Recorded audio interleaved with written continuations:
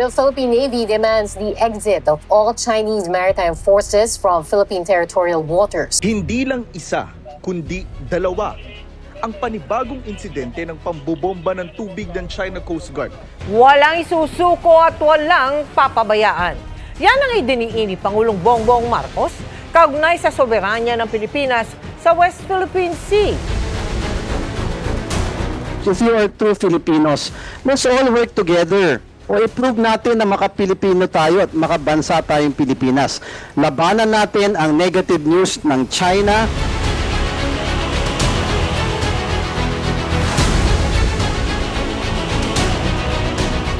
I will not allow any attempt by any foreign power to take even 1 square inch of our sovereign territory. Magandang araw po sa ating lahat. Ang Young Guns po ay kasama at katuwang ng ating Presidente, President Bongbong Marcos, laban sa misinformation, disinformation at malinformation tungkol po sa West Philippine Sea. At tamang-tama po, pinaunlakan po tayo itong araw na ito ng isa sa mga importanteng tao pagdating po sa larangan at usap-usapin ng West Philippine Sea. Si Commodore J. Tariala po, siya po ang spokesperson ng Coast Guard of the Philippines on West Philippine Sea matters. So, Commodore J, maraming salamat po sa inyong pag-uunlak. Yes, sir. Ngayon. Yes po. It's a great opportunity for me, sir, na pumunta rito para pag-usapan po natin ang West Philippine Sea. Unang-una, actually, this is a common question, no, sa ating mga kababayan. Pag sinabi po nating West Philippine Sea, para magkaroon po tayo ng yung visual na at least man lang imagination on where exactly is the West Philippine Sea. Gusto po natin i-describe sa ating mga kababayan kung saan po talaga itong West Philippine Sea na to. Well, totoo yan, sir, no? Actually, marami pa sa kabataang Pilipino, and I think even the grown-ups, no? Hindi nila talaga alam kung nasa ng West Philippine Sea. Randomly kung kapag nagtanong ka ng mga tao ngayon, saan ang West Philippine Sea, some of them would say nasa Zambales daw, nasa Palawan lang. Pero at least for me to give context, no, when we talk about the West Philippine Sea, that is actually the western seaboard ng ating bansa, no? So nagsisimula ito sa pinaka-northernmost na island ng Pilipinas, and that is Batanes down to Ilocos Region, Pangasinan, Zambales, Bataan, Mindoro, and Palawan. So the entire west seaward ng ating ng area na to, ang West Philippine Sea. And that includes ang ating Luzon Sea, Bajo de Masinloc, and the Kalayaan Island Group, no? Ang basihan natin sa pagtawag natin dito sa West Philippine Sea is because of the administrative code na pinirmahan noon ni Pangulong Noynoy Aquino at pinagtibay naman ng 19th Congress, no? Ito yung Maritime Zones Act na katuwang din po kay sir. Isa sa naging priority yun. Yes, sir. So, Congress. ang naging effort po ng ating Kongreso, ng 19th Congress ay napakalaking bagay po na isabatas natin para kilalanin natin ang ating maritime zones na naaayon sa United Nations Convention on the Law of the Sea. Marami kasing mga nagsasabi, no, at even sa media, ginagamit nila hanggang ngayon yung pag dinidescribe nila yung sinabi mong area na yan, no, gumagamit sila ng South China Sea, no? At saka tayo naman, gumagamit naman tayo ng West Philippine Sea, no? Sa inyo pong explanation para sa ating mga kababayan, no? Kasi sinasabi natin may batas na para i-refer ang area na yan as West Philippine Sea. How do you distinguish, for example, when you talk about the South China Sea with that of the West Philippine Sea? Merong bayang sinasabi natin delineation? Yes, sir. Actually, sir, ang mga trolls, no? Kapag binabanggit ni Pangulong Bongbong Marcos ang salitang West Philippine Sea and then eventually South China Sea, tinutuya nila ang ating Pangulo kasi daw even the President does not know how to be consistent in using the West Philippine Sea. Pero sa totoo lang po, sir, malaki po ang pinagkaiba niya, no? Ang West Philippine Sea po, gaya po ng sinabi ko kanina, that is actually our exclusive economic zone to include Luzon Sea, Bajo de Masinloc, and the Kalayaan Island Group sa western seaboard ng ating Pilipinas, no, ng ating bansa. But when you talk about the South China Sea, if you're going to look at your Google map, no, Ito ang napakalaking parte ng karagatan, no? Na nag-separate ng bansa mula China, Vietnam, Philippines, Malaysia, Brunei, even Indonesia, no? Ito yung ginuhita ng China Ang na 9-line. Ngayon alam ko, naging 10 line Yes, na ngayon, sir. So, what we're saying is, ang West Philippine Sea, hindi natin sinasabing ang kabuuan ng South China Sea ay atin sa Pilipinas. Ang sinasabi lang natin, West Philippine Sea is our exclusive economic zone to include the Kalayaan Island Group and Bajo de Masinloc, which is in accordance with the United Nations Convention of the Law of the Sea. Ibig sabihin, the West Philippine Sea is just a portion of the entire South China Sea. Okay. So, 'di ba may in 2016 panalo nga tayo sa arbitration, no? Sa The Hague, no? Kung di ako nagkakamali, na itong West Philippine Sea, pag sinabi nating West Philippine Sea, it also speaks about yung exclusive economic zone na pag-aari natin na hindi dapat tayo doon kino-contest ng ibang bansa. And we have won the arbitrary ruling, tama ho ba? Yes, sir. So, yes. Apo, sir. Ang kabutihan po ng 2016 Arbitral Award, no, na sinasabi nating it's a very big victory for the Filipinos and our next generations to come, is because we were able to invalidate, no, yung sinasabi ng China na meron silang historic claim na ginamitan lang ng guhit at kanila daw itong karagatan na to. So that's the first one, no. Secondly, na-highlight dito yung mga maritime zones. Kaya na sinabi niyo, sir, sinasabi dito na ang exclusive economic zone, when you talk about exclusive economic zone, ibig sabihin, we have the rights, no? The sovereign rights. Sovereign rights to exploit and explore all the resources that falls within our own exclusive economic zone. Ito ang dahilan kung bakit sinasabi natin ang mga mangingisdang Pilipino ay may karapatang mangisda ng malaya sa West Philippine Sea, na hindi dapat pinagbabawalan at binubuli ng Chinese government. Hindi lang binubuli, mayroon talagang threats di ba? Everyday ata, that's the lived reality ng ating mga fishermen. Nagpapupunta sila doon, talaga minsan nasa peligro sila Alam niyo yung sakripisyo ng ating mga mangingisda para lang kung ano man yung mga small livelihood na pwede nilang makuha, tapos ilalagay nilang sarili nila sa peligro, no? Kasi may mga bullying, sabi mo nga, mga threats and pagbubuli ng China. Ngayon, gusto ko lang malaman ng ating mga kababayan, no? Kasi importante itong West Philippine Sea. Karamihan kasi sa mga Pilipino ngayon, medyo ang mindset nila is, okay, nasa Luzon, Visayas, at Mindanao. Kasi mostly, ang mga concern dito is immediate na nafe-feel o nararamdaman ng mga tao kung saan sila nakatira. Archipelagic kasi ang country. So ang tanong ko ngayon, why is it important, for example, for someone from Mindanao who is far away from let's say Bajo de Masinloc, diba? Why is it so important sa lahat po ng ating mga kababayan na maintindihan na itong fight na ito sa West Philippine Sea, hindi lang ito fight ng ating mga mangingisda, hindi lang ito fight ng ating yung karapatan na mag-explore ang gobyerno, halimbawa, sa mga natural resources within economic zone, pero yung sinasabi nating pagprotekta sa soberanya na pwedeng maging spell out niya kung anong direksyon ng ating bansa in the coming years. Why is it important for, let's say, for Mindanaoan, no? For those who are living in far-flung areas to know the fight against misinformation, malinformation, disinformation in our attempt to really assert our rights over the West Philippine Sea. Alam mo, sir, there are 3 ways that I can explain kung gaano kahalaga ang laban natin sa West Philippine Sea. Unahin muna natin yung sinasabi ng mga Pilipinong malayo to sa sigmura. Well, definitely hindi ito malayo sa sigmura, no? Napakalaki ng porsyento ng ating mga fish catches basically came from the West Philippine Sea. So that's the first one. When it comes to food security, alam natin ang contribution ng West Philippine Sea sa mga mangingisdang Pilipino.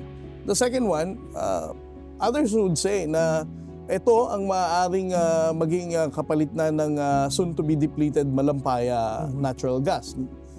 Sabi ng napakarami ng pag-aaral dito, ang Recto Bank kung saan napapaloob sa ating exclusive economic zone sa West Philippine Sea ay mayroong natural gas and oil, no, na maaari nating i-extract mula sa reed bank. But for me, ang pinakamahalaga sa lahat, sir, is yung pangatlong reason. No? Ang laban natin sa West Philippine Sea ay sumisimbolo para sa akin ng ating pagka-Pilipino. Tama. We have to remember the fact that our independence ay pinaglaban at binisan ng buhay ng napakaraming bayaning Pilipino mula Luzon, Visayas at Mindanao. Oo. And even the national heroes, the heroes who came before us, hindi naman natin sinabing taga Mindanao ba sila, taga Visayas sila, or taga Luzon. Ang pinaglaban nila dito ay ang ating buong kapuluan ng Pilipinas.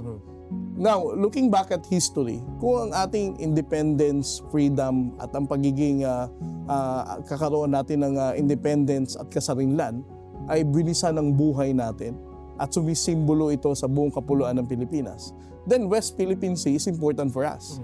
Dahil ito ay parte ng Pilipinas at bilang Pilipino, regardless kung nasa Mindanao ka, Visayas ka o Batanes ka, pag pinag-usapan ng West Philippine Sea, obligasyon nating lahat ito na tindigan dahil utang natin ito sa mga naunang Pilipino. And most importantly, para sa akin, ang obligasyon natin ngayon bilang kasalukuyang Pilipino ay siguraduhin na ang susunod na saling lahi ng Pilipino ay mayroon pa ring West Philippine Sea na titindigan. It is our obligation for the next generation of Filipinos na siguraduhin mayroon pang West Philippine Sea.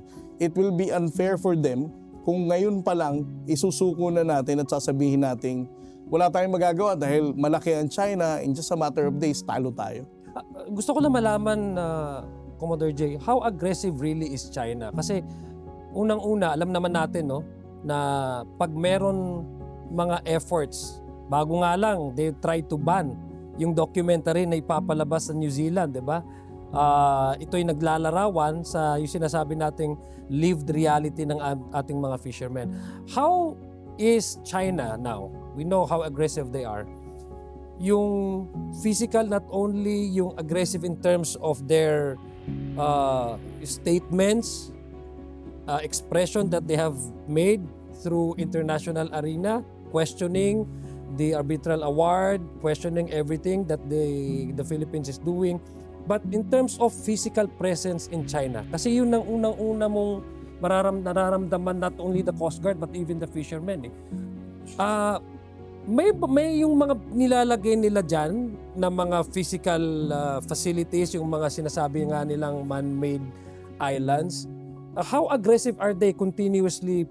Do they continuously construct illegal facilities within our within our economic exclusive economic zone? How many of these facilities are there na? Well, ang pinaka malapit no sa ating national security interest na pasok sa ating exclusive economic zone is of course the Mischief Reef, no. Ang Mischief Reef ay napapaloob sa ating exclusive economic zone. They occupied this in 1995. At ang sabi nila noon, this will just be an ordinary fisherman shelter. But in 2013 until 2016 and 2017, dinevelop nila ito, pinalaki nila. It is now a reclaimed island. And so parang may deceit kung titingnan ko. Yes. Parang una, pumasok sila, this is just a benign project. No? Kasi fisherman, tapos biglang kinonvert nila Yes. into military. so it's very huge military base now. And of course, the second one is also in Subi Reef na almost overlap ito sa territorial sea naman natin sa Pag-asa. But if you're going to ask me how aggressive the People's Republic of China is in asserting their claim dito sa false claim, West no? Philippine Sea, no? Their illegitimate claim no? Sa West Philippine Sea, I don't think that yung level of aggression nila is something na talagang ipupush forward nila. They are still very careful no in calibrating their response. Ang strategy lang nila, sir, is inch by inch, hindi abrupt, hindi biglaan. Kung makakalusot, itutuloy. So parang kung mapapansin, parang one block at a time na Yes. ginagawa. inch by inch yung nila, hindi yung biglaang invasion and gagamit ng dahas. No? This is the reason why they became very successful. No? they change the perception as well. They also court the government as to whoever is going to be elected. They have anticipation.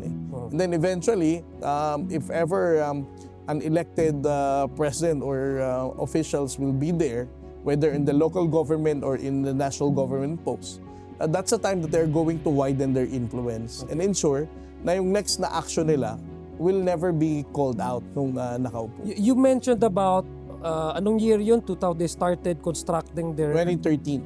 2013.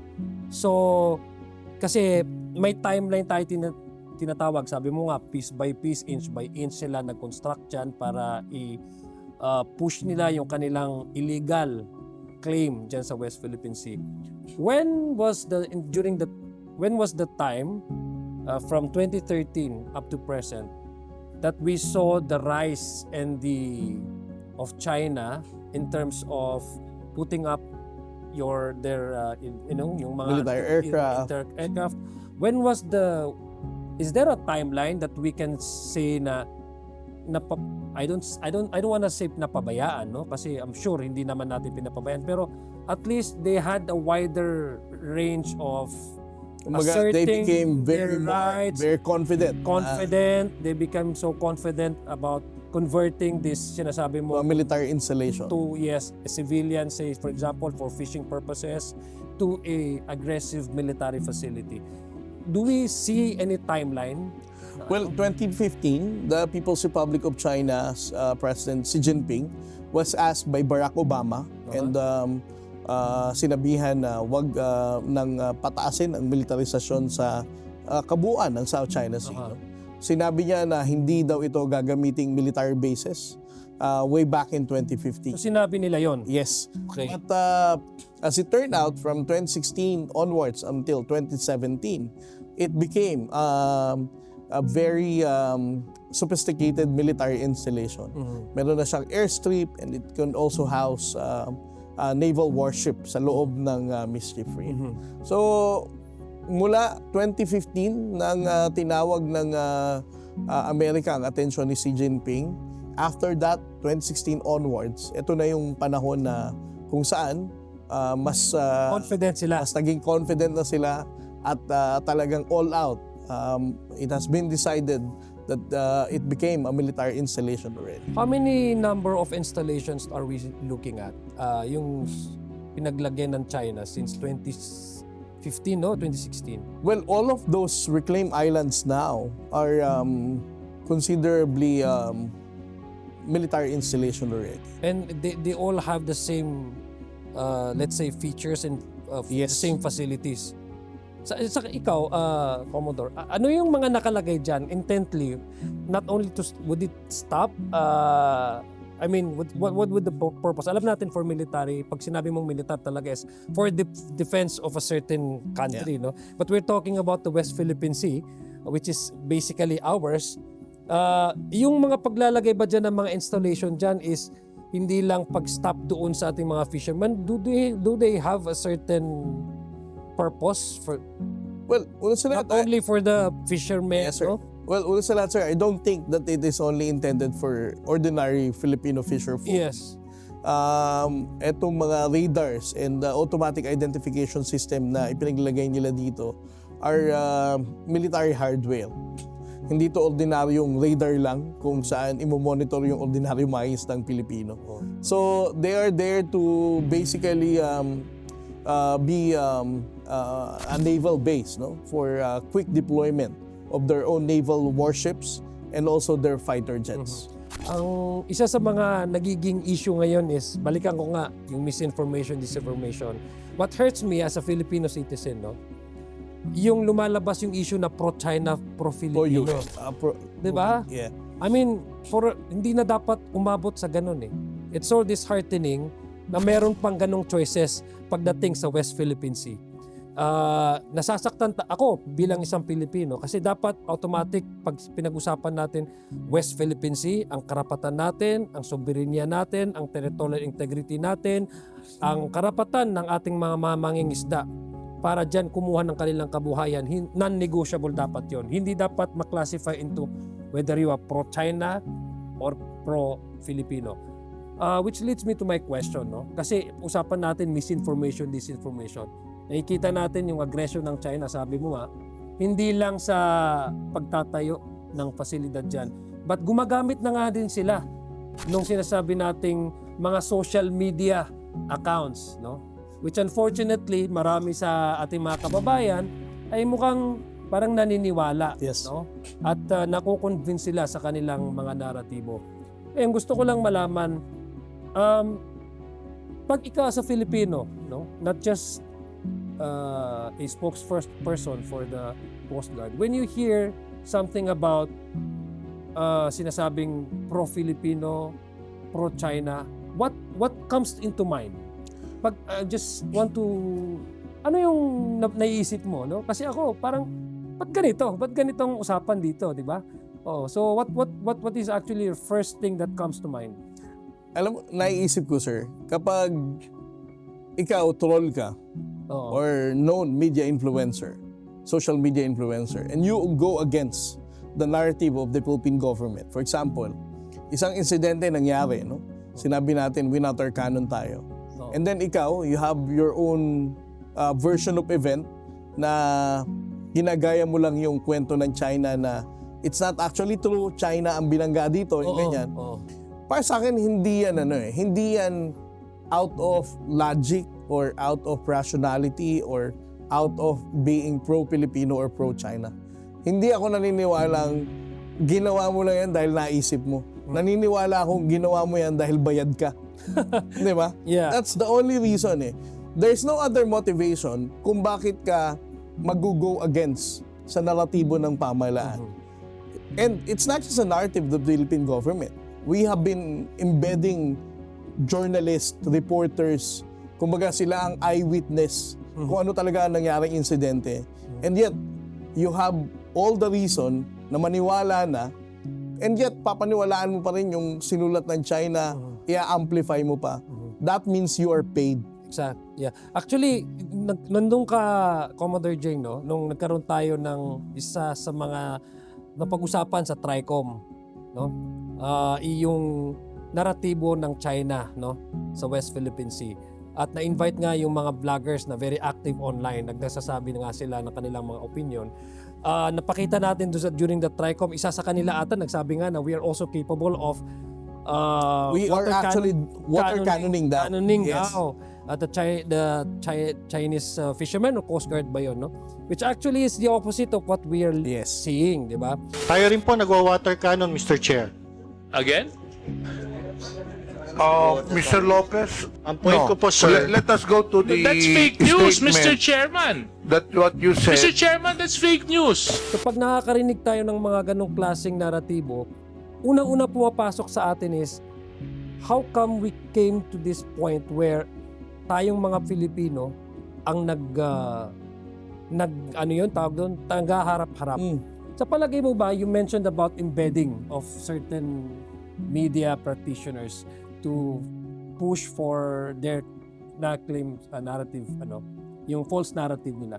Sa palagay mo ba itong mga and we're not specifying itong mga trolls Huwag natin pangalanan, sir, trolls na lang. Yeah, trolls na lang.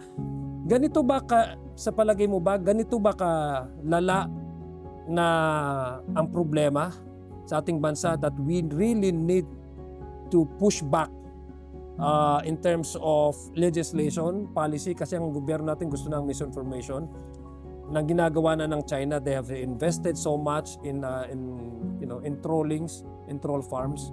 And as a spokesperson of the West Philippine Sea concerns, what exactly do you see is the problem? Should this continue on without mitigating these troll farms and purveyors of misinformation? Alam mo ako, sir, I'm also a supporter of freedom of speech, no? Freedom of expression. Tayong lahat ay merong kalayaang magpahayag, no? But para sa akin, if there's one legislation na kailangan nating ipasa, if you're going to say something stupid, something that counters the narrative of the Philippine government, it undermines our own national security interests, you should be held liable. You cannot make an excuse sa sabihin mong I'm just exercising my constitutional right of freedom of expression. Para sa akin, that's too much already. Kung ang ini-endanger mo, ang laban natin sa West Philippine Sea, and it has something to do with national security, you should be held liable.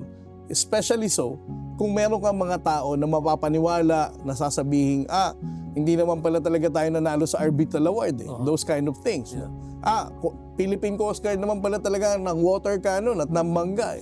Di ba? Kung may mga taong maniniwala sa mga pinagpo-post mo na ganyan, ibig sabihin, talagang you are going against the position of the government. You should be held liable.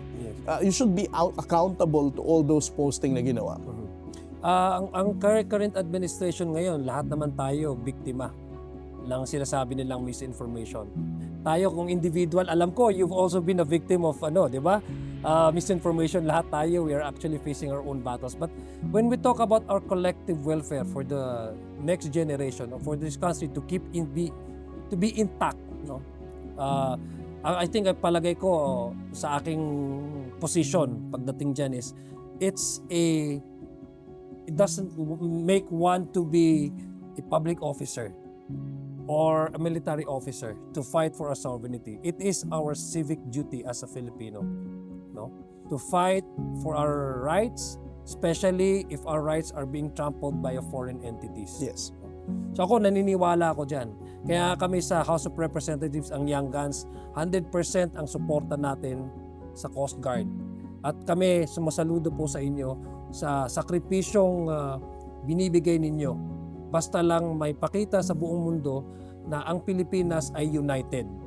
At nire-recognize natin, yun nga masakit kasi ang mismong arbitral award, ang international community, kinilala nila na pag-aari nila pag-aari natin ang West Philippine Sea.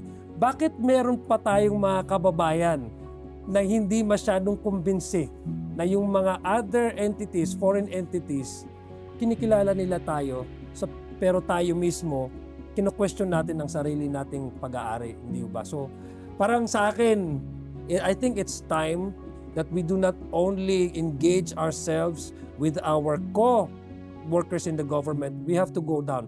Which leads me to my next question. We're talking about utilizing the social media, fighting misinformation, malinformation, but yung mga taong wala masyadong access, sinasabi natin, online access. Alam ko meron ata kayong ginagawa engaged with the other stakeholders, no, pagdating sa issue na to. Sabi mo nga the issue in West Philippine Sea should not be compartmentalized into geographical location. Like if it's located in Luzon, it should be a problem of the residents of Luzon. So how do you go about with informing especially the young generation on why they need to continue this fight? Yes, sir. Actually, sir, we are very lucky, no? Na meron tayong dalawang agencies ng gobyerno na katuwang ng Philippine Coast Guard. The first one is the Philippine Information Agency and of course, the National Youth Commission, no? Special mention kay Commissioner Carl. Okay. Siya tumutulong din siya sa sinasamahan niya kami mag-ikot sa different universities nationwide from Luzon, Visayas, and Mindanao. Nagbibigay din siya ng talk kung bakit kailangan tindigan ng ating kabataang Pilipino ang laban natin sa West Philippine Sea. And then for the Philippine Information Agency, sila din ang ating mga regional office ng PIA ang nagre-reach out naman sa mga grassroots radio stations. Kung saan ini-schedule ako ng araw-araw na busy ka interview. So para sa akin, I just learned, no, sa ating mga kasama sa PIA na it's unfortunate na hindi lahat ng parte ng Pilipinas ay meron silang internet signal. And not everybody can already buy smart devices, no. So there are still people who are using transistor radios and free TV. And unfortunately, hindi naman lahat ng hindi na katulad nung nakaraan na meron tayong malaking transmitter, no, na makakapagbigay ng free TV. So they are stuck with transistor radios. So ang ginawa ng PIA is that on a daily basis from between 7 to 9, I'll have a scheduled interview sa mga local radio stations sa buong Pilipinas. Nako, masyadong busy. I mean, that's an additional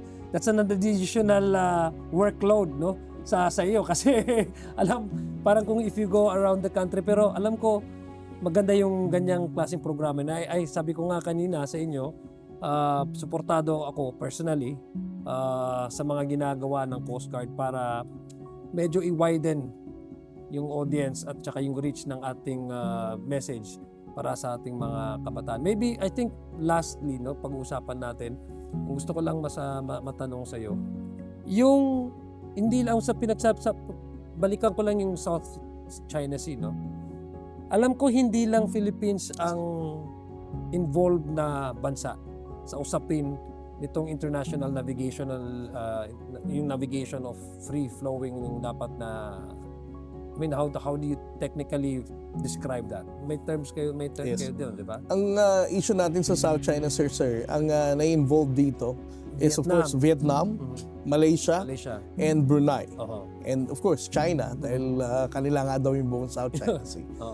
But with respect to other ASEAN claimants, maganda naman yung relationship natin. yes, we have working relationship. As a matter of fact, kung magtatagpo ang Vietnam Coast Guard at ang Philippine Coast Guard, the same thing with Malaysian Coast Guard, wala naman tayong issue sa isa't isa, no? It has always been the Chinese Coast Guard na nambubuli, nangaharang, nangwa-water cannon. And para sa akin, this also worth mentioning, sir, no? It is wrong to think na Pilipinas lang ang nakaka-experience ng bullying ng China.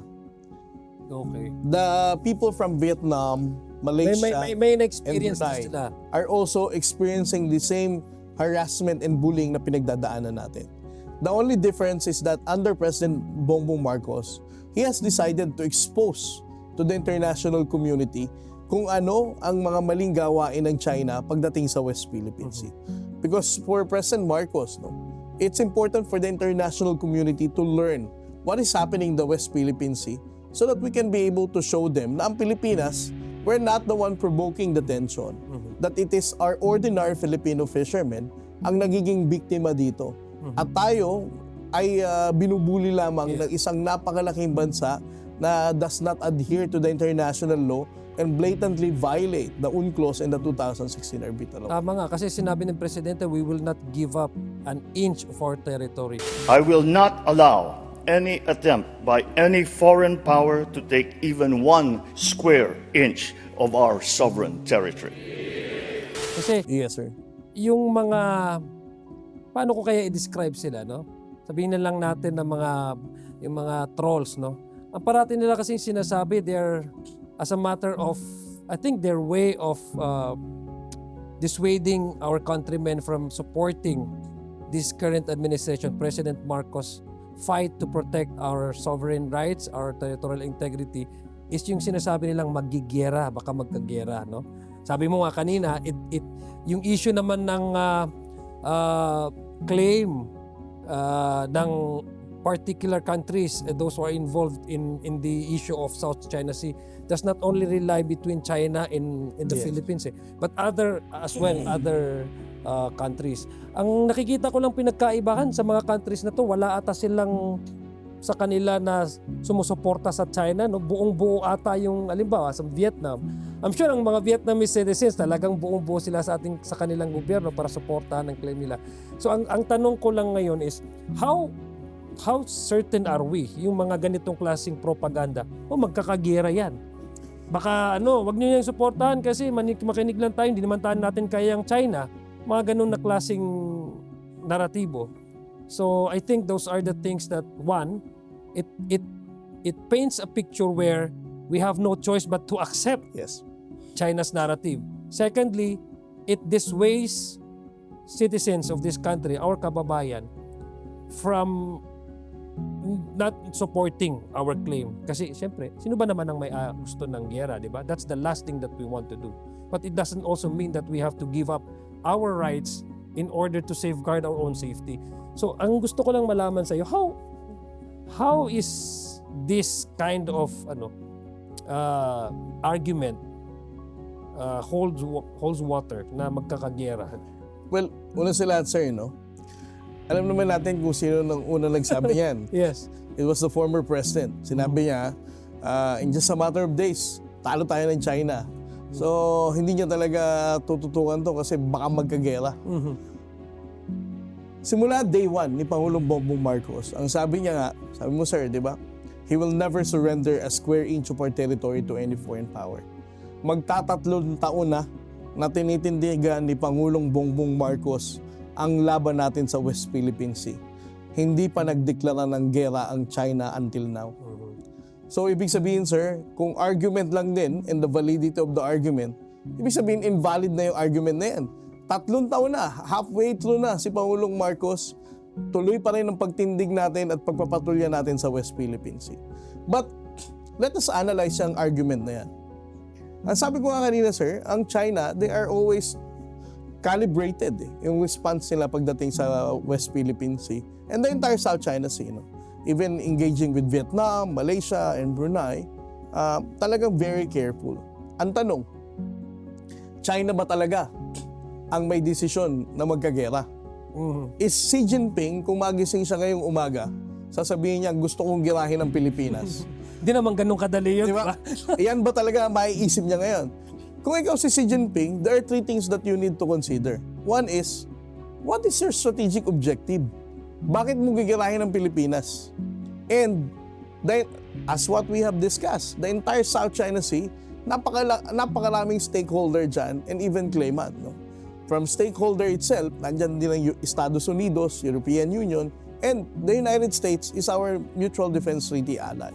So kung ikaw si Xi Jinping, why would you even go to war against the Philippines at ano ang mapapala mo? Right? And I don't think that even the People's Republic of China right now and even the members of the Communist Party would also support going to war. We have to understand, sir, na ang China has a long history of one-child policy. Even Xi Jinping only has one child. At karamihan sa kanila, tig-iisa lang. I don't think that everybody, majority of the Chinese people, will go to war. Knowing the fact na iisa lang ang mga anak nila. Right? Again, this may not be true, but we're just evaluating the chances of Xi Jinping going to war. Secondly, if you go to war, you also have to analyze sino ang makakasama mo if you go to war. At saka dagdagan ko lang before continue with the answer. Ako sa akin lang it does not serve anything good to the benefit of China if they go into war. Kasi, walang diba? Strategic objective, sir. That's Economically. Yeah, it's even disadvantageous to China interest. Yes. Dahil unang-una, hindi lang naman ang dealings natin with China really is about West Philippine Sea. Yes. We have bilateral talks with China, trade agreement with China. So it would be counterproductive. Yes. To say the very least. So in short, sir, wala talagang strategic objective, right? And then for the second one is, who will be your allies kapag you go to war? Ang sabi nila, sir, meron silang mataas na ugnayan with Russia, Iran, and North Korea. Right now, Russia still has his own problem with Ukraine. So of course, you cannot rely on Putin right now in going to another theater of war na alam mo namang his plate is currently full with another war. And Iran is also Same having thing its with Iran. trouble with Israel. Yes. And North Korea, ngayon, ongoing pa yung rocket project ni Rocket Man daw, sabi ni Trump, no? So, it will just be a war that will be led by you and participated by you. Kung ikaw si Xi Jinping ngayon, gagawin mo ba talaga yan na makipaggera? So, sa Bakatwid, sa palagay ko, ginagamit lang talaga ito ng mga trolls para hindi masuportahan yung assertion ng Pilipinas. Which to me is so unpatriotic. Yes. And the third most important concern, sir, kung magkakagera ngayon, kung ikaw si Xi Jinping, you should also understand na lahat ng tao, lahat ng bansa na nakapaligid sa'yo, galit na rin sa'yo. You also have Japan because of the Senkaku issue. You have Vietnam, who is also having issue with China in South China Sea. Malaysians, Indonesian, even India for your border dispute. Not to mention the entire European Union is already tired of dealing with China. So kung ikaw si Jinping, why would you give an opportunity for everybody na girahin ka? Right? So going to war na sinasabi ng mga pro-China trolls at pananakot sa kapwa nating Pilipino is a very far-fetched idea.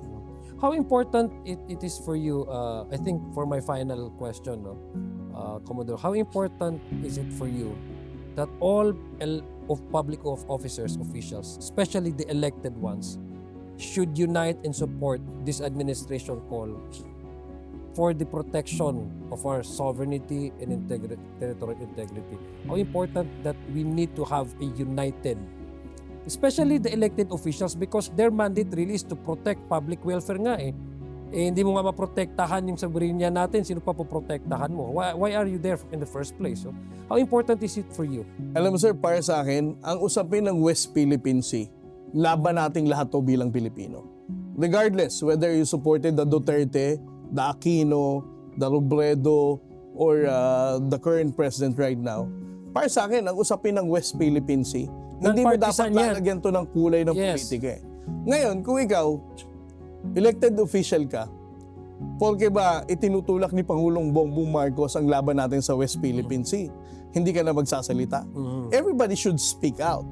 To be fair, for the patriotic service na ibinibis ng Coast Guard, ng sandatahang lakas, ang buhay nila para sa West Philippine Sea. It is something na para sa akin, obligation nating lahat. Whether you are elected, appointed, or even an ordinary citizen, ang laban natin sa West Philippine Sea, dapat nating tindigan to dahil utang natin to sa mga bayaning Pilipino at obligasyon natin ito para sa susunod na saling lahing Pilipino. So, before ko lang itanong yung final question ko, ang dami kong final question, you know, kasi maganda yung usapin natin eh. At saka talagang kailangan na matutunan at malaman ng ating mga kababayan ang West Philippine Sea. Gusto ko lang dagdagan at I think mag-react doon sa sinabi mo dahil it actually caught the very essence of why we are here in the first place. Why public officers are really here in the first place. What purpose are we here, no? Lalo na pag mga elected officials. Kasi sa palagay ko, when you talk about sovereignty, integrity, and territorial integrity, it is not they are not mutually exclusive with the Constitution. They are not mutually exclusive with our flag, di ba? Or our being citizen for that matter.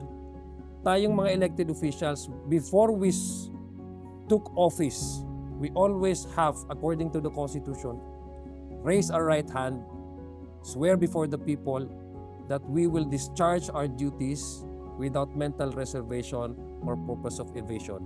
Ang akin lang take, if you follow the narrative of China, that is tantamount to, a violation of your oath. I just want to lay that out, no? Kasi nasa dibdib ko yun eh. So lang malaman. But finally, final na to, Commodore J. Papasok na ang 20th Congress. So, I'm sure there will be an effort to continue with the TRICOM kasi marami pa tayong dapat pag-usapan regarding our fight against malinformation, disinformation, misinformation, which by the way, contravenes the very essence of holding public officers accountable with the transparency na prinsipyo natin. Kasi kung mali ang data mo, mali ang impormasyon mo, hindi yun lang mali ang magiging resulta, but it's a disservice to the people. It's a form of disrespect to the people, which deserve to know nothing but the truth, di ba? Ano po, I think June this month, no? The assumption of the 20th Congress, what can we do as your partners, no? As your partners, we work in the same government, we serve the same people, we swore before the same flag. We are protected by the same Constitution. Ano po yung pwede naming magawa as legislator, as your partners, para maisulong natin ang pagpoprotekta natin sa West Philippine Sea at masugpo natin ang ganitong klaseng mga naratibo na hindi nakakatulong sa claim ng ating bansa na sa atin talaga ang West Philippine Sea. What can we do? Well, una sa lahat, sir, no? Let me take this opportunity na magpasalamat sa 19th Congress sa pamumuno ni Speaker Martin Romualdez. Marami tayong nagawa, no? Particularly for the support of the budget of the Coast Guard, the Armed Forces of the Philippines, the modernization efforts. Lahat to nagampanan ng 19th Congress, no?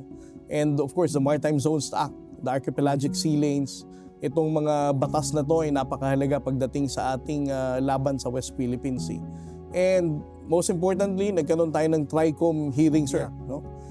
Na-expose natin dito ang mga disinformation, malinformation pagdating sa issue ng West Philippine Sea and how it also impact our fight and shaping the public opinion pagdating sa pagkuha natin ng suporta para magkaisa tayo bilang isang bansa sa pagtindig sa West Philippine Sea. Ngayong 20th Congress, tatawid na tayo, sir. Alam natin, sir, na marami pang unfinished business ang TRICOM.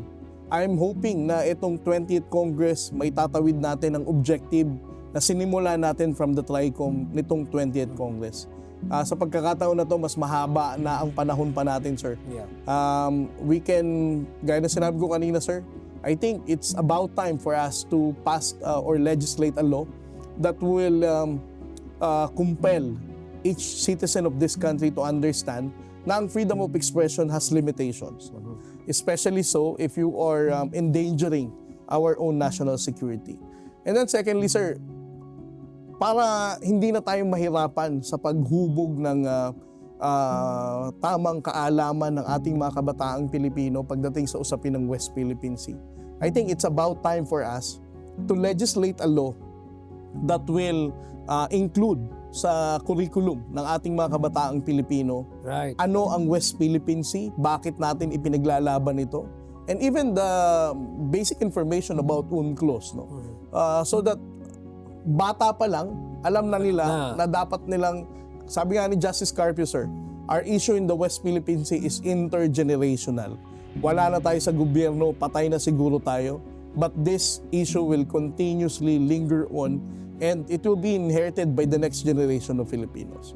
They can never sustain and continue the fight kung they are ill-equipped with the right information. And that information, we can start building on that through right education.